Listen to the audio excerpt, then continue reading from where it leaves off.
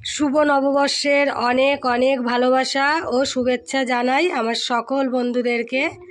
তা আজকে নববর্ষের দিনে আমি কি কি রান্না করলাম সেটা একটু তোমাদের সঙ্গে শেয়ার করছি।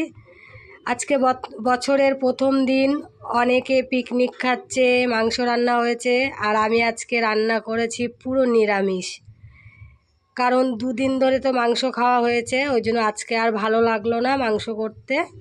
তা আজকে দুপুরের মেনুতে আমি কি কি রান্না করলাম, পুরো রান্নাটা কমপ্লিট করেই তারপরে চলে আসলাম তোমাদের সামনে। তা দেখে নাও বন্ধুরা, এখানে হয়ে গেছে 1 হাঁড়ি গরম গরম ভাত।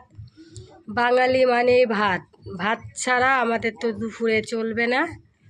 তা এখানে দেখো ধোয়া উঠছে 1 হাঁড়ি গরম গরম ভাত। সাথে এখানে করে নিয়েছি টমেটো দিয়ে মুসুরির ডাল। আর এখানে আছে পুঁই মুচুরি, আলু, শিম, বেগুন, মূলো সব কিছু সবজি দিয়ে একটা তরকারি করে নিয়েছি। সাথে আছে টমেটো ও ধনেপাতা।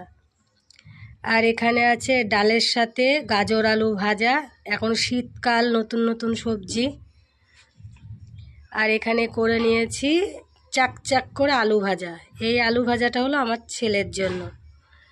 তা আজকে দুপুরের মেনুতে এটুকুই আছে, যেটুকুই করলাম সেটুকুই তোমাদের সঙ্গে শেয়ার করলাম।